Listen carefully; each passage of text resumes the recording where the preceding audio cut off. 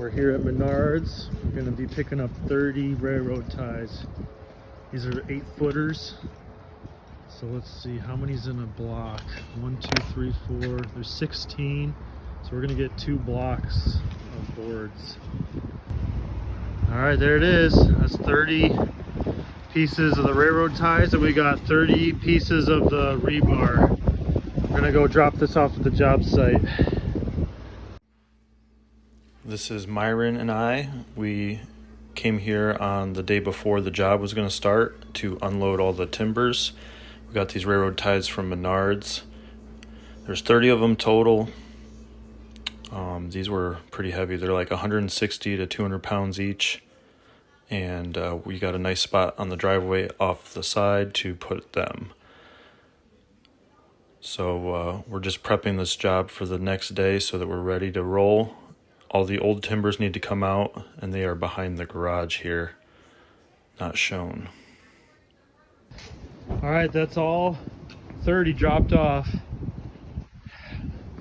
So they're nice and tucked out of the way. We got the rebar dropped off. We got the 10-foot section, so we're gonna have to bring the angle grinder and cut it as we go. And here's the job.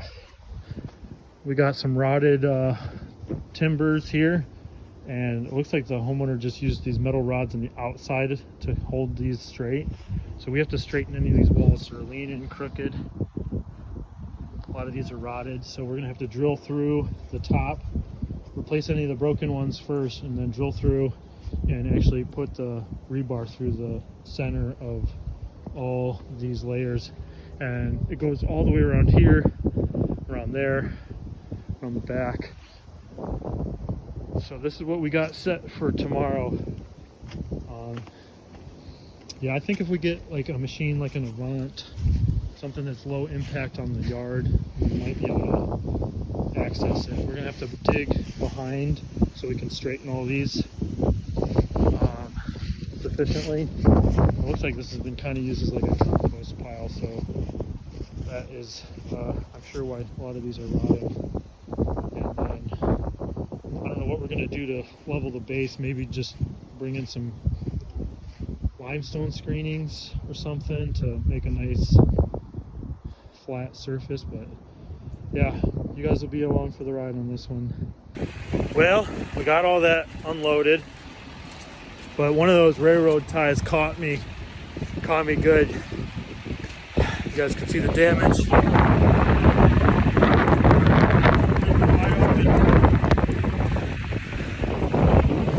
I think I'm gonna make it though. See you tomorrow. And here we go. This is day 1. I'm digging behind the railroad ties, the old ones, getting them out. You can see I put a little bit of limestone screenings under there and put the new board on top. Got it all leveled. And there goes the second board. After the second board goes on, we drill holes through both of those and put a long piece of rebar in them. So here's what we got so far. These are not nailed in yet. These ones in the row here, 3, but we got these leveled this way. So we're gonna straighten them up before we nail them. But we got everything on this side all the way to here. We based underneath to get them all level. We got them straight in a row. And then we got them nailed in with we got I don't know, 24 to 36 inch spikes of rebar, and we nailed 2 in each board at all the points here. So this thing is not leaning, and it will not lean once we leave. And this stops. This is a 2 step here, so this will be 2 rows high all the way across here, and then it stops being 2 rows high here. This is as high as this border goes. So I'm happy with the progress today. We didn't end up renting a machine. A lot of this is just hand digging and hand work. So tomorrow we're gonna come back. We're gonna finish out there to here to there and back up towards the garage. There's Myron. Yeah, so I think we did pretty good. We did bring a chainsaw to cut The chainsaw was working great for cutting these, and yeah, these are some of the old ones that we might reuse, but we still have plenty new ones left up here. So tomorrow's another day. It's about 5 o'clock. See you guys then.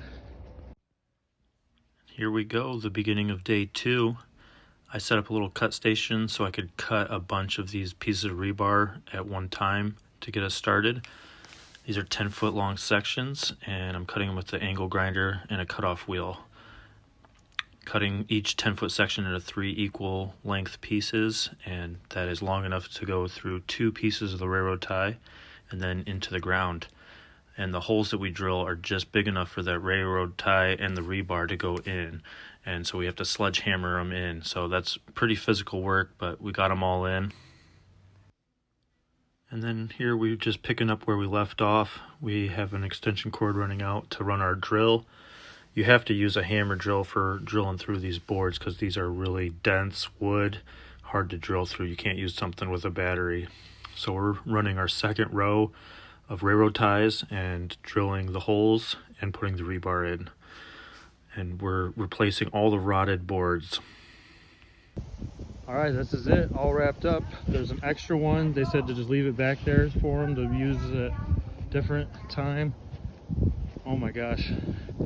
We got 30 boards replaced all the way up to there. Everything's leveled. Everything's pinned with rebar. And yeah, this is done. Go all the way around. Nice and straight. So yeah, that's what it looks like when we're done. We got a big compost pile. We'll just leave that. But yeah, they're happy, super happy with everything. And I couldn't be happier too. Day 2, done. Final job. See you guys next year. This job took us 2 days to finish with 3 to 4 people each day, and we billed them $5,000.